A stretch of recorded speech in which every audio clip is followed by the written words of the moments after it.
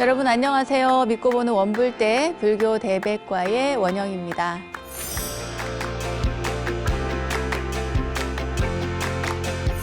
우리 사회에 일어나는 갈등에 대해 또 나와 내 주변에 다툼이 자주 일어나는 이유에 대해서 여러분 혹시 생각해 본 적 있으신가요? 다툼이 일어나는 이유는 대부분 서로의 마음이 달라서인 것 같은데요. 내 마음을 잘 들여다보면 다른 사람의 마음이 나와 같기를 바라거나 자기와 다른 마음을 가진 사람을 이해할 수 없다거나 또 이해하려 들지 않는 경우가 많이 있습니다. 그런데 이 세상에 자기와 똑같은 마음을 갖고 있는 사람, 그런 사람은 없죠. 저마다의 생각과 다른 마음을 가지고 우린 함께 살아가고 있습니다. 다툼 없이 평화로운 세상에서 살고 싶다면 나와 전혀 다른 마음을 가진 사람들과도 잘 어울려서 살아가야 합니다. 그리고 다른 사람의 입장에서도 생각해보는 역지사지의 마음 자세도 꼭 필요하겠죠? 남의 마음도 인정하며 나 자신을 잘 다스릴 수 있는 성숙한 사람이 되도록 우리 함께 노력해보면 좋겠습니다. 자, 수많은 존재들과 어울려 살아가는 세상, 좀 더 지혜롭게 살아가는 방법을 찾아보는 시간이죠. 원영 스님의 불교 대백과 오늘도 열린 마음으로 출발해 보겠습니다. 여러분, 오늘도 환영합니다. 어서 모이세요.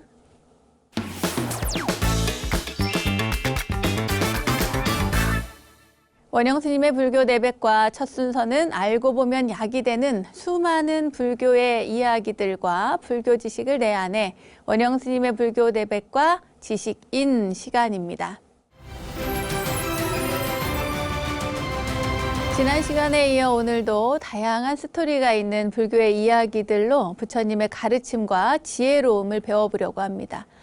부처님께서는 아주 다양한 방편으로 각기 다른 그 근기를 가진 중생들을 교화하시고 또 깨달음의 길로 안내를 하셨는데요. 불교의 재미있는 이야기나 일화를 통해서도 그 생각의 깊이를 넓히고 또 지혜를 얻을 수 있는 이야기가 많습니다. 자, 이야기로 풀어보는 부처님 가르침 세 번째 시간, 오늘 이야기들도 재미있게 함께 해주시고요. 그럼 그 첫 번째 이야기부터 전해드리겠습니다.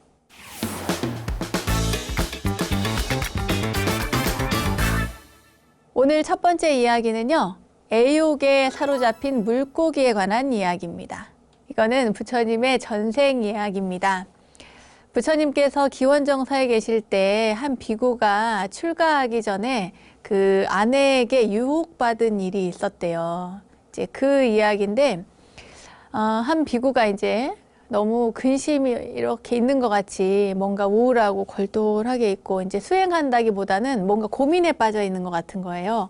그래서 부처님께서 묻습니다. 비구여, 도대체 무슨 고민이 있는가? 이렇게 묻는 거죠. 그러니까 이 비구 스님이 이야기를 합니다. 세존이시여, 제가 출가하기 전에 그 결혼을 했었는데 그 아내가 너무나 아름다워서 그 여인을 보고 싶어서 출가는 했지만 그 여인을 부인을 단념할 수 없어서 이렇게 고민하고 있습니다. 너무 그리워서. 그러니까 부처님께서 이야기를 해주시는 거예요. 비구여, 그 여인은 그대를 해친 거다. 전생에도 그대는 그 여인 때문에 죽을 뻔했다. 그러니까 이제 이 비구 스님이 화들짝 놀라면서 아니, 전생에 그런 일이 있었냐 그래요. 그러니까 부처님께서 옛날 얘기를 해줍니다. 옛날에 바라나시에 한 바람은 사제가 살고 있었는데 그 사제는 모든 중생의 말을 다 알아들을 수 있을 정도로 불가사의한 힘을 가지고 있었대요. 그러니까 신통력이 있었던 거예요. 그 바람은 사제가. 그러던 어느 날 어부들이 물고기를 낚으려고 이제 강에다가 그물을 이렇게 탁 던진 거예요. 그런데 그 물 속에 그 물고기가 이렇게 말하자면 부부 물고기였던 거예요. 아내와 함께 그 물고기 두 마리가 신나게 이제 놀러 나온 거죠. 근데 이제 정신없이 막 이제 놀면서 나 잡아봐라 뭐 이런 거 했겠죠. 그래서 이제 쫓아가는데 앞에서 헤엄치고 있던 물고기가 이제 위에서 그물이 탁 쳐지니까 그거를 이제 재빠르게 싹 피했어요. 그런데 이 아내를 쫓아가던, 아내 물고기를 쫓아가던 이 남편 물고기는 오로지 그냥 아내만 쫓아가다가 위에서 그물이 오는지 안 오는지 알지도 못하고 이제 그 그물 속으로 쏙 들어가 버리고 만 거예요. 그러니까 이제 그물에 걸린 거죠. 그물에 걸려서 잡히게 된 거죠. 어부들은 이제 물고기가 걸려들었다는 걸 알고 이제 건집니다. 그물을 끌어올린 다음에 그 물고기를 숯불에 구워 먹으려고 해요. 그래서 불도 지피고 이제 물고기를 깰 그 꼬치도 깎고 이렇게 해가지고 이제 그 물고기를 구워 먹으려고 한 거죠. 근데 이제 그물 속에 있던 그 물고기, 안에 쫓아가던 그 물고기가 이제 비탄에 젖은 거죠. 숯불에 구워지는 고통이나 꼬치에 깨이는 고통 따위는 아무려면 어떤가. 다만 내가 혹시 다른 여인에게 마음이 가서 어디론가 떠나갔다고 생각하면서 비탄에 잠길 내 사랑하는 아내의 고통을 생각하니 내 가슴이 찢어지는 것 같구나. 이러면서 이렇게 물고기가 우는 듯 노래를 부른 거예요. 설령 이 몸이 갈기갈기 찢어진다 해도 내게는 고통이 아니네. 하지만 아내의 비탄을 생각하면 이 가슴은 터져나가는 듯해서 견딜 수가 없네. 이렇게 참 대단한 물고기네요. 근데 마침 제가 아까 그 바람은 사제가 신통력이 있다고 했잖아요. 모든 생명 있는 존재들의 소리를 다 듣는다고 했잖아요. 이 사제가 그 소리를 듣게 된 겁니다. 그래서 다른 동료들과 함께 목욕을 하러 강가로 오고 있었는데 그 소리를 들은 거예요. 물고기의 비탄한 소리를 듣고, 그리고는 저 물고기는 아내를 향한 그 맹목적인 애정의 눈이 어두워서 사물의 이치를 제대로 파악조차 못하고 있구나. 이대로 죽으면 분명 지옥에 떨어질 테지. 가엾게 되었네. 내가 가서 좀 도와줘야겠다. 이렇게 생각을 한 겁니다. 그리고 가서 어부들한테 말을 겁니다. 여보시오, 물고기 한 마리 내게 베풀지 않겠소? 하고 이제 얘기를 합니다. 그러니까 다들 이제 어부들이 아유 사제님 드리죠. 마음에 드는 물고기 가져가십시오 라고 얘기를 합니다. 그러니까 사제가 이야기하기를 지금 막 당신들이 잡아먹으려고 하는 그 물고기가 내 마음에 드니까 나에게 달라고 해요. 그래서 이제 어부들은 흔쾌히 그 물고기를 이 사제에게 건네줍니다. 사제는 두 손으로 그 물고기를 이렇게 잡아서 감아서 이 강가에 내려가서 내어주죠. 내려주면서 물고기야, 만일 내가 오늘 너를 발견하지 않았다면 너는 죽고 말았을 것이다. 자, 내가 이렇게 놓아줄 테니 두 번 다시 애욕의 눈이 멀어서 자신을 잃는 일은 하지 마라. 그렇게 이야기를 하고서 물속에 놓아주었다는 겁니다. 부처님께서 이렇게 전생 이야기를 말씀하신 다음에 네 가지 성스러운 진리, 고진멸도에 대해서 말씀을 해주십니다. 그리고 그 비구는 번민과 번뇌에서, 고뇌에서 벗어나서 예류가를 얻었다고 그래요. 부처님께서 말씀하시기를 그때의 그 아내였던 물고기는 지금의 출가 전에 그 당신의 비구의 전처요. 그리고 죽을 뻔했던 남편 물고기는 바로 그대이며 그때 내가 살려준 그 사제는 바로 나였다. 이렇게 이야기를 하셨습니다. 부처님께서 이 가르침을 이렇게 그 비구에게 설하실 때 우리에게도 주신 가르침이 있습니다. 뭐냐 하면 욕망의 눈이 멀면 자신을 잃는다는 거예요. 욕망의 눈이 멀면 자신을 잃는다. 여러분 생각해 보세요. 뭔가에 집중하면은 주변에 아무것도 보이지 않죠. 그런데 막 욕심, 탐욕에 눈이 멀면 뭔가를 갖고 싶어. 어떤 사람을 소유하고 싶어. 내가 좋아하는 뭔가가 있어. 그러면 거기에 막 이렇게 집중하고 막 매달리다 보면은 주변을 놓치게 되는 거예요.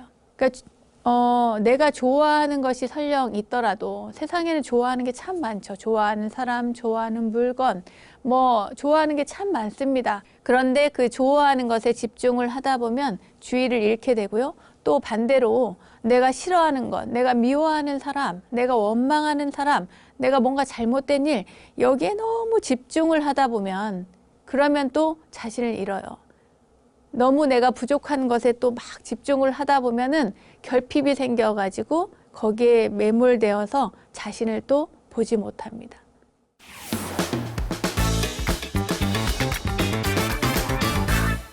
첫 번째 물고기에 관한 이야기에 이어서 두 번째, 이번에는 보석을 삼킨 거위와 그 띠싸 장로 스님에 관한 이야기를 전해드리겠습니다. 장로 이야기가 경전에 보면 많이 나오거든요. 그런데 우리가 장로 이러면은 타종교를 생각을 하게 마련인데, 이 장로라고 하는 단어는 원래 불교에서부터 나왔습니다. 여러분 명확하게 아시기 바랍니다. 큰 스님, 어른 스님, 노 스님 이런 분을 장로라고 이야기를 합니다. 이 띠싸 장로 스님의 얽힌 이야기인데요. 한때 사와티라고 하는 곳의 지역에 사위성이라고 우리는 알려져 있죠. 보석 세공인과 아내가 함께 살고 있었습니다. 그러니까 보석을 세공하는 그런 기술을 가진 사람이 살고 있었어요. 그때 그 띠싸 스님께서 이 보석 세공을 하는 사람의 집 앞에서 12년 동안 매일 탁발을 했어요. 그러니까 그 집과 경계가 없었던 거죠. 그냥 그 집이라고 할 수도 있고 집 앞이라고 할 수도 있고 집 안이라고 할 수도 있고, 그곳에서 12년 동안 탁발을 하셨는데요. 어느 날 집주인이 그 고기를 다루고 있던 차에, 그러니까 고기를 이렇게 음식을 하려고 준비를 했었는가 봐요. 그런데 그게 이렇게 피가 많이 나오고 하는 그런 형상이었던가 봅니다. 그러던 찰나에 당시 그 코살라 국왕인 빠세나디 왕으로부터 심부름꾼이 왔어요. 왕이 그에게 루비 하나를 보내면서 즉시 광택을 내서 되돌려 보내라고 이렇게 지시를 한 거죠. 그래서 그 사람은 그 보석을 받아서 책상 위에 놓고는, 그리고는 고기를 다루느라고 피가 묻은 손을 씻으러 잠시 자리를 떠났습니다. 그런데 그 사이에 그가 키우던 거위가 이제 피 묻은 손으로 그 루비를 책상 위에 갖다 놨을 거 아니에요, 그 사람이. 그러니까 그 피 묻은 루비를, 붉은색이니까 이걸 고기로 알고 그것을 얼른 삼켜버렸어요. 바로 그때 그 집에 탁발을 나와 있던 그 비구 스님, 그러니까 띠싸 스님께서 그 장면을 봤습니다. 이미 띠싸 스님은 아라한의 경지에 이르신 분이었는데 그 장면을 보고 그냥 가만히 계셨어요. 왜냐하면 당신은 탁발을 하러 나왔으니까. 주인 남자가 손을 씻고 돌아와서 찾아보니까 루비가 온데간데 없는 겁니다. 아무리 찾아도 없어요. 아들한테 물어봐도 없고 아내한테 물어봐도 모른다는 거예요. 그런데 아무도 루비의 행방을 모르니까, 그러면은 띠싸 장로 스님이 그 옆에 있었으니까 알 거 아니에요? 그래서 장로 스님에게 묻습니다. 띠싸 스님에게. 그렇지만 띠싸 스님이, 이 스님이 모른다라고 이야기하는 것이 아니라 당신은 그 루비를 가지고 가지 않았다, 이렇게 대답을 하셨어요. 보통 같으면은 그거 저 거위가 먹더라 이렇게 얘기를 할 텐데, 거위가 먹더라는 얘기를 안 하신 거예요. 다만 나는 그것을 가져가지 않았다, 이렇게 얘기를 하신 겁니다. 그런데 주인은 생각을 해보세요. 이제 열불이 나는 거예요. 집안에는 자기랑 아내랑 아들이랑 장로 스님이랑 이 띠싸 스님이랑 이 넷밖에 없었고, 뭐 거위 따위는 신경도 안 썼겠죠. 그런데 아내에게 그 루비가 없어진 것이 이유가 명확하게 밝혀지지 않으면 자기가 임금한테 극형을 받을 거다. 그러니까 내가 죽을지도 모른다. 그러니까 저 스님에게, 분명 저 스님이 가져갔을 거니까 저 스님에게 자백을 받아야만 내가 살 수 있다, 이렇게 얘기를 하는 거예요. 그러니까 그 스님을 고문할 생각을 하는 거죠. 그러니까 아내가 화들짝 놀래서 안 된다고, 띠싸 스님은 지난 12년 동안 우리를 착한 사람이 되라고 말씀을 해주시고 가르쳐 주시고, 그리고 우리는 실제로 그 스님의 가르침을 받아서 정직하게 열심히 살아왔는데 스님은 한 번도 나쁜 말을 한 적이 없는데 그런 스님을 의심하거나 비난해서는 안 된다는 이야기를 하는 거예요. 이번 일 때문에 우리가 국왕으로부터 처벌을 받을지언정 어떻게 저 훌륭한 스님에게 죄를 덮어 씌울 수 있느냐, 그럴 수는 없다고 아내가 극구 말립니다. 하지만 이제 자기가 죽게 생겼으니까요, 마음이 급한 남편은 이 아내의 충고를 받아들이질 않습니다. 그리고는 그 스님을, 띠싸 스님을 밧줄로 꽁꽁 묶어요. 묶고는 빨리 자백하라고 합니다. 근데 스님은 나는 가져가지 않았다, 이렇게 계속 얘기를 하시는 거예요. 실제로 가져가지 않았으니까. 그래서 이 남자가, 그 보석상이 계속 막 스님을 때립니다. 자백을 받으려고. 그러니까 이제 스님이 막 코에서 귀에서 머리에서 막 피가 줄줄줄줄 흐른 거예요. 그러니까 옆에 있던 거위가 다가와서 그 피를 먹으려고 합니다. 이에 잔뜩 화가 난 주인은 이 거위를 이제 성질 나는데 화가 나서 스님을 막 때리고 있는데 거위가 와서 알짱거리니까 발로 빵 걷어찬 거예요. 빵 걷어차니까 이 거위가 그 발길질에 즉사를 하고 맙니다. 그때서야 이 띠싸 스님께서 이야기를 하시는 거예요. 그 거위가 죽었는지 살았는지 확인해서 나한테 좀 알려주시오. 이렇게 이야기를 해요. 그러니까 주인이 기가 막히죠. 지금 당신 걱정이나 하라고 누굴 걱정하냐고. 당신도 지금 이 거위처럼 될 판인데 무슨 소리냐 그래요.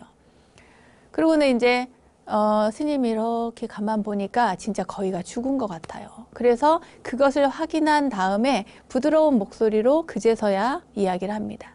사실 그 루비는 저 거위가 삼켰다오. 이렇게 얘기를 하는 거예요. 그러니까 이제 남자가 너무 놀라운 거죠. 설마 하면서 반신반의하면서 그 칼로 거위의 배를 갈라봅니다. 여러분 이해하셨죠? 그러니까 그 스님께서 지금까지 얻어맞으면서까지 그 이야기를 하지 않았던 것은 만약에 거위가 그렇게 해서 먹었다고 하면 당장이라도 거위 배를 갈랐을 거잖아요. 그러니까 이 스님은, 띠싸 스님은 그럴까봐 이야기를 안 하시고 당신이 그 고초를 다 겪었던 겁니다. 그러니까 배를 열어보니까 죽은 거위의 뱃속에서 정말 루비가 나온 거예요. 그러니까 이 남자는 자기가 세상에 내가 무슨 짓을 한 거야? 그제서야 막 너무 놀랍고 막 두려움에 부들부들 떨면서 용서를 빕니다. 스님한테 잘못했다고 죄송하다고 진작 말씀하시지 그랬느냐고 하면서 막 참회를 막 열심히 해요. 스님께서는 일어나서 아무 대답 없이 그 자리를 떠서 그 맨 처음에 있었던 곳에 가서 탁발을 하는 그 자세로 가만히 서 계셨습니다.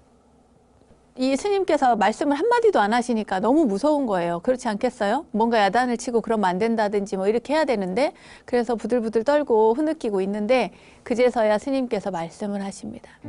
신도여, 이것은 그대의 잘못도 아니고 또 지난 일은 당신과 내가 과거 생에 지어놓았던 행위의 결과일 뿐이요. 우리는 이 생사윤회 속에서 이런 빚갚음을 수도 없이 주고받으면서 살아온다오. 나는 조금도 당신을 원망하고 있지 않소. 이렇게 이야기를 하시면서 이번 일이 있게 된 것은 내가 당신 집 안에 들어가 있었기 때문이었소. 그렇기 때문에 나는 이후로는 다시는 그 어떤 집 안에도 들어가지 않겠소. 다만 이렇게 문 밖에 서 있기만 할 것이요 라고 말씀을 하셨대요. 그래서 이제 지금도 저희가 탁발을 할 때는 물론 이제 대한불교 조계종에서는 탁발이 금지되어 있지만 전통적으로 내려오는 탁발도 집 안에 들어가서 탁발하지 않습니다. 항상 대문 밖에서, 집 밖에서, 문 밖에서 목탁을 두드리거나 목탁을 내리거나 연부를 하거나 이렇게 해서 이제 탁발을 하게 된 거죠. 아마도 이러한 일이 있었기 때문에 그렇게 된 게 아닌가 싶어요. 어쨌거나 이런 일이 있었는데 이 장로 스님, 띠싸 장로 스님께서는 그 심하게 맞았기 때문에 그 후유증으로 얼마 지나지 않아서 열반에 들게 됩니다. 입적하시게 되는 거죠. 그런 일이 있은 지 얼마간 세월이 흘렀을 때 비구 스님들이 이제 부처님께 여쭤봤어요. 이러이러한 사건이 있었는데 이 사건에 연루된 사람들, 관련된 사람들은 죽어서 부처님 어디에 태어났을까요? 라고 이렇게 여쭈니까 부처님께서 말씀하시기를 거위는 그때 죽어서 바로 그 집의 아들로 태어났대요. 그 집의 아들로 태어나고 얼마 후에 죽은 남자는 지옥에 가게 됐답니다. 그리고 아내는 죽어서 그 띠싸 스님에게 누명쓰여서는 안 된다고 막 말렸잖아요. 그런 아내는 천상에 태어나게 되고 띠싸 스님은 이미 아라한의 경지에 이르렀기 때문에 반열반에 들었노라 이렇게 이야기를 하셨답니다. 그러면서 부처님께서는 개송을 말씀하셨는데요. 어떤 자는 모태에 들고 악한 자는 지옥에 태어나고 선한 자는 천상에 태어나고 또 번뇌가 없는 아라한은 반열반에 든다네 라고 말씀을 하셨습니다. 내가 지은 업을 내가 받는 것은 당연하겠죠. 내가 어떻게 살아가는가, 내 생도 전생도 궁금할 것이 없습니다. 지금 이 생에 나의 삶의 모습을 보면 전생에 내가 어떻게 살았는지, 그리고 다음 생에 내가 어떻게 살 것인지를 알 수 있다고 합니다. 그러니 지금 이 순간 우리는 꼭 잊지 말고 늘 선한 마음으로 또 그 행복한 결과를 낳을 수 있도록 그렇게 살아야 됩니다. 모든 판단 기준은 이 선한 행동에 있다는 것을 여러분들께서 꼭 기억하셨으면 좋겠습니다.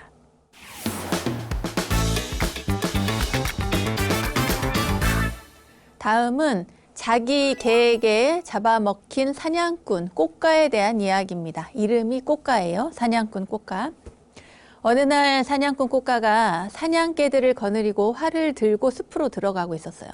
이때 반대편 길에서 마을로 탁발 나오는 한 비구 스님을 보게 됩니다.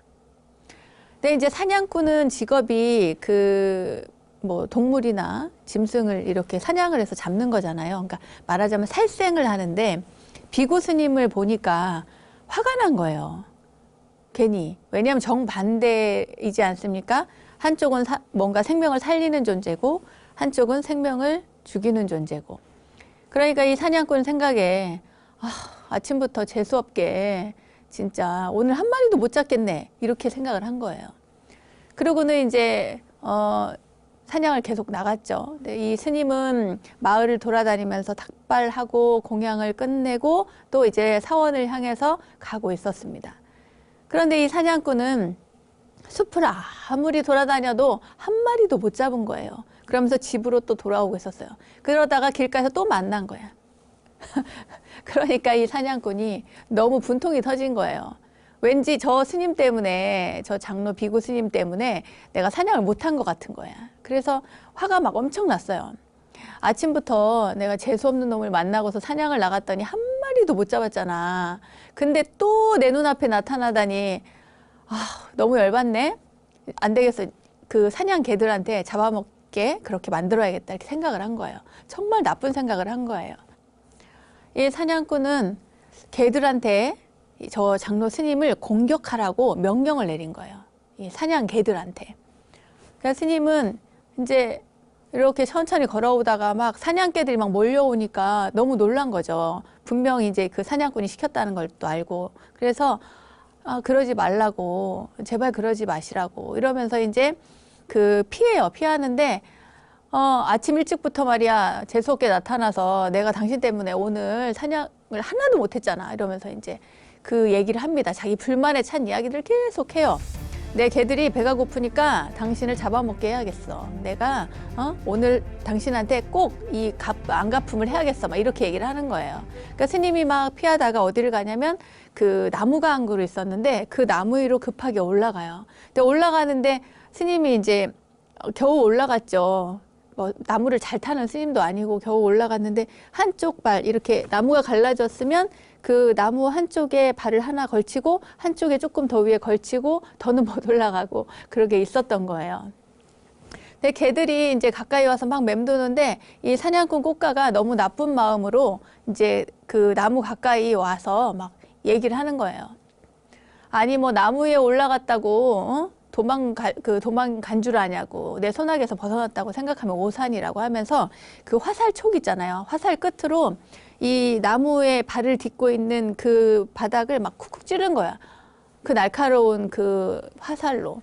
그러니까 이제 이 발바닥에서 피가 날 거 아니에요. 옛날 스님들은, 부처님 당시에는 다 맨발로 다녔으니까 피가 나니까 이제 스님이 그 발이 너무 아프니까 이제 다른 쪽으로 발을 바꿔요. 그러니까 또 반대쪽도 막 찔러가지고 양쪽 발에서 이렇게 막 피가 나기 시작한 거예요. 피가 흘러내리니까 사냥 개들이 막 더 막 흥분해가지고 막 난리인 거죠. 난리인 거야. 이제 이 스님께서도 막 여기저기 발이 찔려가지고 막 견디지를 못하고 막 너무 힘든 거예요. 발바닥을 화살촉으로 찌르니까 이제 다 베이고 했을 거 아닙니까? 그러니까 장작불 위에 서 있는 것처럼 너무 고통스러웠던 거죠. 그러니까 정신을 차릴 수가 없는 거예요.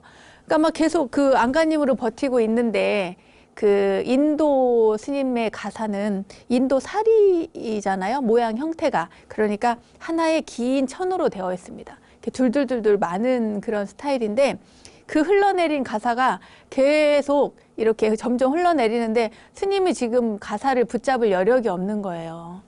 나무를 붙잡고 있어야 되는 거지. 그 사냥개들 때문에. 근데 마침 바람까지 불어가지고 이게 막 거의 흘러내리는데 이 흘러내린 가사가 나중에는 떨어지게 됩니다. 근데 이제 가사가 흘러내려서 여러분 가사가 엄청 크잖아요. 엄청 크고 깁니다.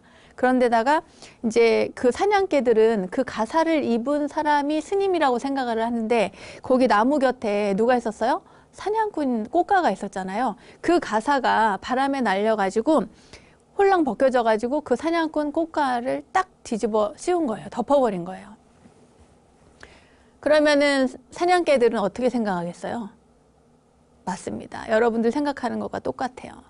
사냥개들은 이 가사를 따라간 거야. 그 가사가 막 가사를 덮은 꽃가가 막 이렇게 벗으려고 하는데 이미 그 속에 들어가서 그걸 그 속에 있는 꽃가를 개들이 다 물고 뜯고 난리가 난 겁니다.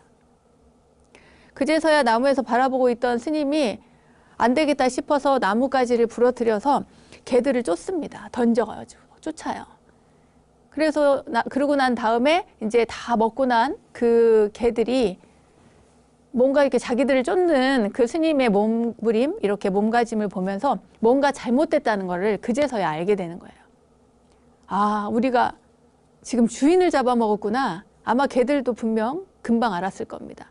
그리고 스님이 나뭇가지를 막 쫓으니까 그제서야 숲으로 뛰어들어서 도망을 가버렸어요. 아, 이 장로 스님은 굉장히 당혹스럽고 스님도 이걸 어떻게 해야 되나 이런 생각이 들었겠죠. 사냥꾼은 가사가 떨어져서 덮치는 바람에 목숨을 잃었네. 아, 이렇게 되면 혹시 나 때문에 죽은 건 아닐까? 내가 계율을 어긴 건 아닐까? 아, 이러고도 내가 계속 스님으로 살아야 되는 걸까? 이렇게 고민이 든 거예요. 그래서 나무에서 내려와서 그 가사를 다시 잘 수하고 부처님께 찾아갑니다. 부처님께 찾아가서 그 이야기를 다 해요. 그리고는 사냥꾼이 목숨을 잃은 건 순전히 제 가사 때문인데 이 경우에 부처님 제가 계율을 어긴 것이 될까요? 제가 여전히 이렇게 비구로 살아도 될까요? 라고 묻습니다. 그러자 부처님께서 이 이야기를 다 듣고 비구야, 그대는 계율에 아무런 허물이 없다. 그대는 여전히 비구다. 악의가 전혀 없는 사람에게 해를 끼친 그에게 허물이 있는 거다. 이로 인해서 그는 지옥에 떨어졌다. 게다가 그가 그런 짓을 저지른 것은 이번 생만이 아니고 과거 생에도 악의가 없는 사람을 공격해서 지옥에 떨어진 적이 있다는 얘기를 해줍니다. 그러면서 그 전생 얘기를 해주시는 거예요. 아주 옛날에 한 의사가 있었는데 그 의사가 환자를 찾아서 이제 이 마을 저 마을 다니면서 진료를 해주는 그 의사였나 봐요. 그렇게 해서 진료해주고 치료비나 음식을 얻어서 먹고 살아가는 그런 의사였습니다. 그런데 이제 매일매일 환자를 치료를 해서 그 뭐 음식을 먹어가지고 이제 먹고 살아가는데 어느 날은 환자를 못 찾은 거예요. 아무도 자신에게 진료를 받으려는 사람이 없었어. 그 배가 너무 고픈 거예요. 이 의사 선생님이 배가 너무 고파. 근데 마을 입구를 이렇게 지나가는데 보니까 애들이 막 즐겁게 놀고 있는 거예요. 그러니까 배가 너무 고픈 이 의사 선생님이 야, 이 아이들을 뱀에 물리게 한 다음에 상처를 치료해주면 내가 음식을 많이 얻어먹겠지? 이렇게 생각을 한 거예요. 얼마나 배가 고팠으면. 차라리 어디 가서 이렇게 구걸을 했으면 될 건데 그러지 않고 아이들을 다치게 할 생각을 한 겁니다. 이제 인도 땅에는 뱀이 많으니까요. 그래서 그 의사는 한 나무 구멍을 보니까 뱀이 뙤리를 뚫고 있는 거예요. 이렇게 뙤리를 뚫고 있어. 그래서 이 구멍에 머리를 약간 집어넣으면서 애들을 불러요. 부르면서 얘들아, 여기 앵무새 새끼가 있다. 와서 한번 잡아볼래? 이렇게 부른 거예요. 근데 그 중에 한 아이가 정말요? 하고 막 달려와가지고 이제 정말 여기 있어요? 하니까 있다 그래요. 그래가지고 의사가 여기 손을 넣어봐 이랬어요. 그래서 손을 딱 집어넣었어요. 손을 딱 집어넣어서 딱 잡았는데 이 아이가 잡았는데 글쎄 뱀 목을 딱 잡은 거야. 그래서 딱 꺼냈는데 뱀 목이잖아요. 애가 얼마나 놀랬겠어요. 아! 하면서 딱 집어 던졌는데 어디다 집어 던졌냐면 의사 얼굴에 집어 던진 거예요. 그래서 의사 머리에 떨어졌지. 그래가지고 그 뱀이 땅바닥에 떨어진 게 아니라 잽싸게 의사의 목을 감고 의사의 목을 딱 물은 거예요. 그래서 죽었어요. 아유, 부처님께서 이런 이야기를 하면서 이런 이야기로 맺습니다. 이야기를 뭐라고 하시냐면, 이렇게 과거 생에도 사냥꾼 꽃가는 아기가 전혀 없는 사람에게 해를 끼치려고 했고 또 해를 실제로 끼쳤고 그 때문에 지옥에 떨어졌었다, 이런 얘기를 했었습니다. 여러분, 아까도 말씀드린 것처럼 모든 것들의 시작은 마음이잖아요. 몸이 움직이는 것도 또 뭔가 생각을 내는 것도 다 이 마음에서 일어나는 거잖아요. 이 마음을 어떻게 다스리고 어떻게 쓰느냐에 따라서 우리 삶이 달라집니다. 그리고 이 사람들은 조금 진짜 꽃가 같은 경우에는 굉장히 악인이었던 것 같아요. 왜냐하면 보통은 그렇잖아요. 아이가 있으면 그냥 예쁘지, 아이를 해치려고 생각하는 사람은 이 세상에 저는 거의 없다고 보는데, 정말 아이를 해치려고 하거나 여인을 해치려고 하거나 정말 장애가 있는 사람을 해치려고 하거나 이러한 약자들을 해치려고 하는 사람은 나쁜 사람이에요. 그죠? 그러니까 적어도 우리가 인생을 살아가면서 나쁜 사람은 되면 안 되지 않습니까? 우리가 열심히 사는 것도 중요하지만 어떻게 사느냐, 어떠한 마음 자세로, 태도로 살아가느냐가 굉장히 중요합니다. 우리 모두 선하게 잘 삽시다, 여러분. 불교 지식을 내 안에 원불대 지식인 시간.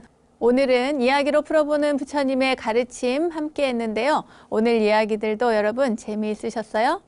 다양한 일화를 통한 불교의 이야기들은 재미도 있지만 또 이 생각의 지혜도 많이 키워주는 것 같습니다. 오늘 이야기들도 여러분의 지혜를 키울 수 있는 마음의 자양분이 되었으면 좋겠습니다. 자, 불교 지식을 내 안에 원불대 지식인, 오늘은 여기까지입니다.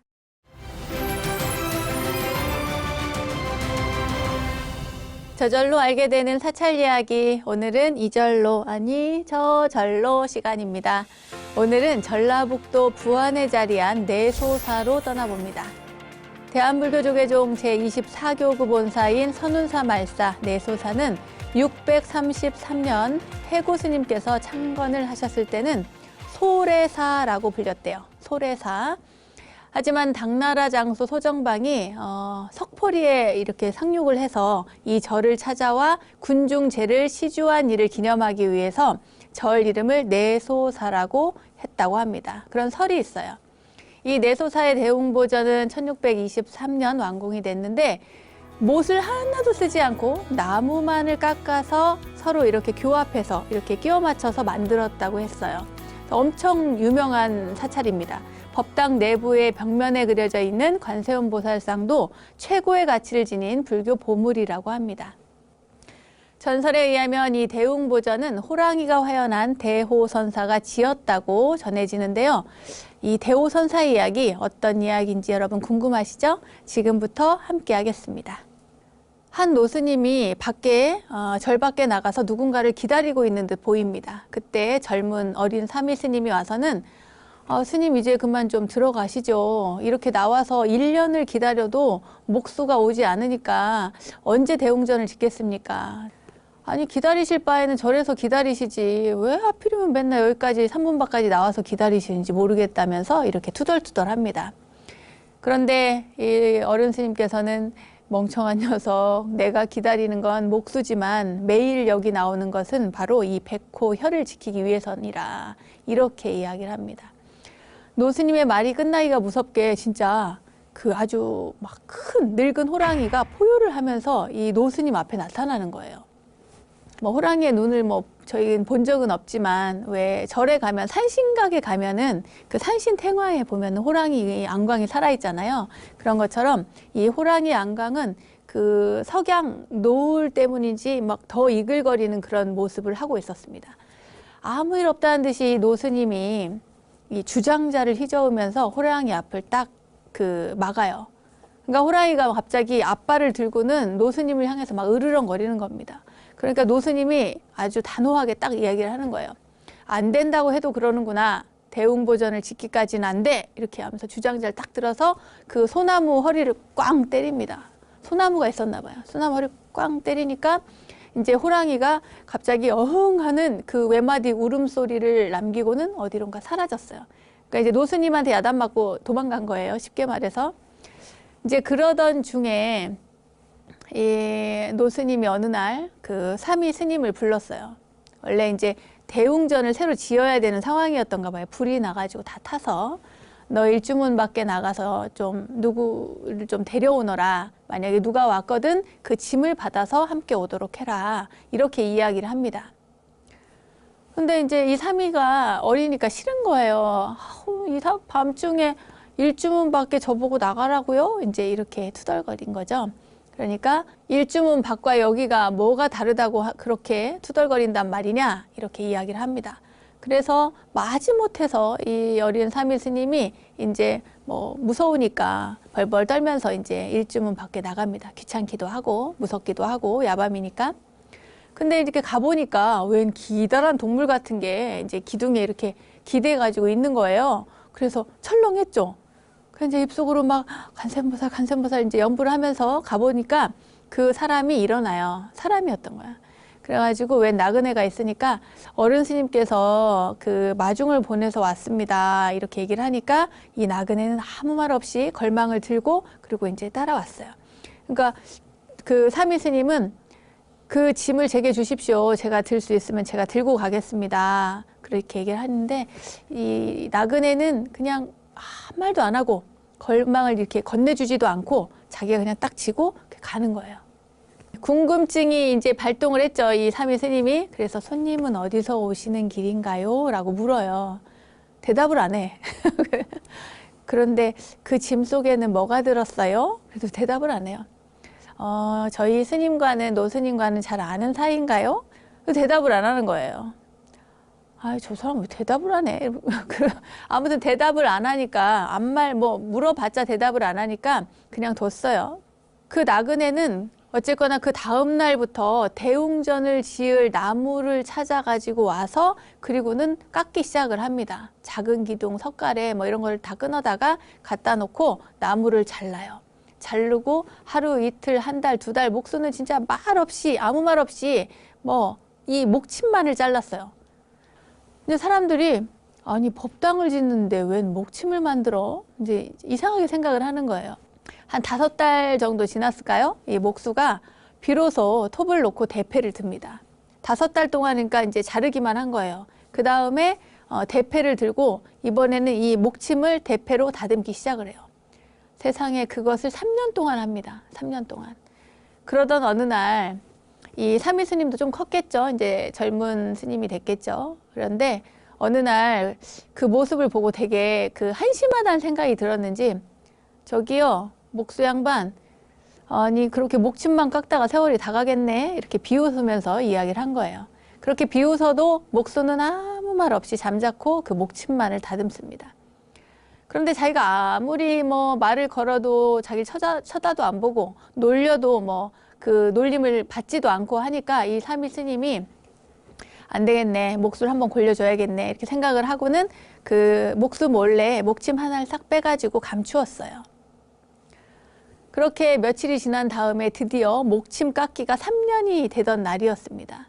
목수는 대패를 이제 딱 내려놓고 일어나더니 막 진짜 산만큼 쌓인 그 목침을 세기 시작했어요. 하나, 둘, 셋, 막 세기 시작을 합니다. 근데 이 무수한 목침을 다 세고 난 다음에 목수가 갑자기 눈물을 흘려요. 그리고는 연장을 챙겨서 가가지고는 이 목수가 노스님께 이야기를 하는 겁니다.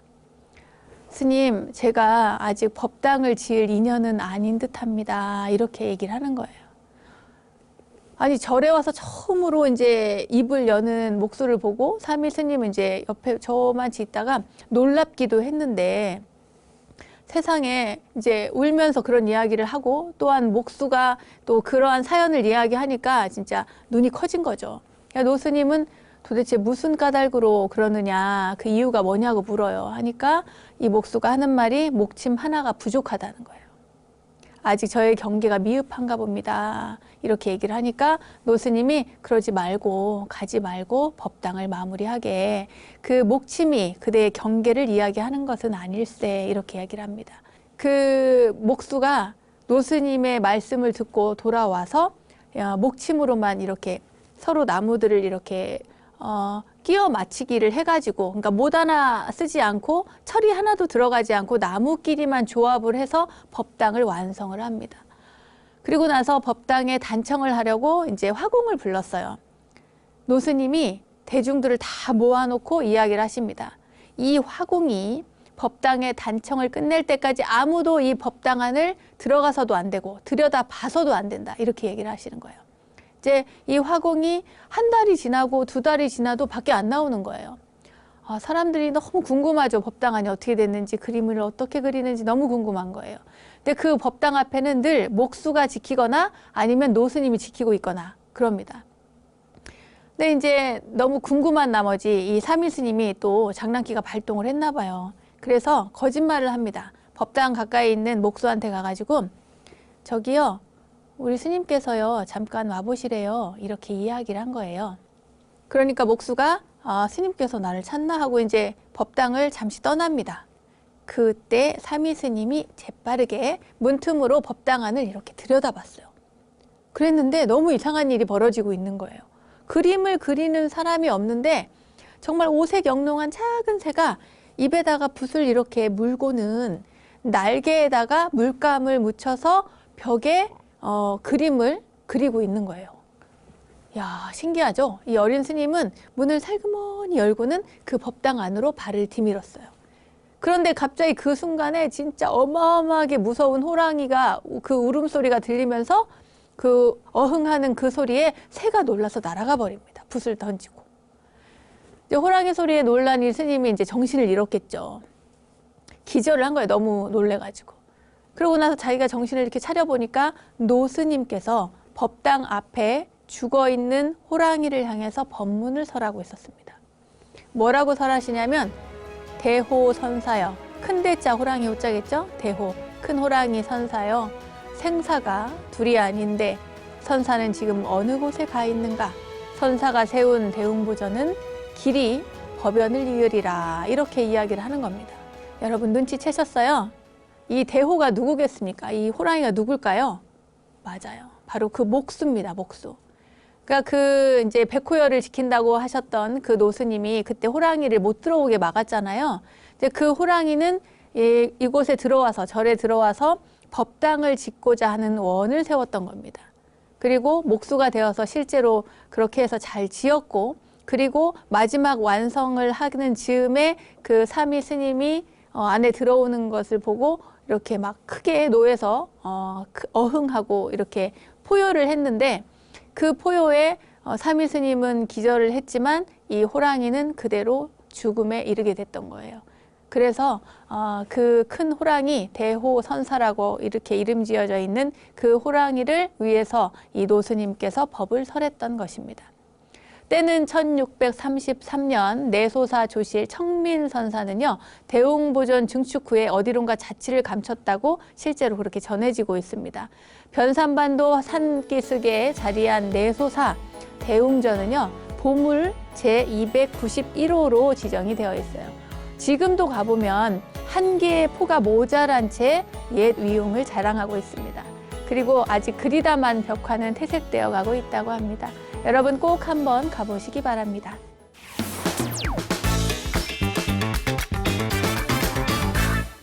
원영스님의 불교 대백과 오늘도 즐거운 시간 되셨나요? 세상의 모든 불교 이야기를 모아서 전해드리고 있는 원영스님의 불교 대백과, 오늘은 이야기로 풀어보는 부처님 가르침, 그 재미있는 이야기를 통해서 깨달음의 지혜를 얻어보는 시간을 함께 했고요. 내소사의 신비한 법당 이야기까지 전해드렸습니다. 알매 지혜가 가득한 시간 원불대, 오늘은 여기까지입니다. 다음 원불대 이야기들도 여러분 기대해 주시고요. 저는 여기서 인사드릴게요. 같이 할까요? 믿음직한 원불대, 믿고 보는 원불대, 다음 시간도 잊지 마세요. 감사합니다.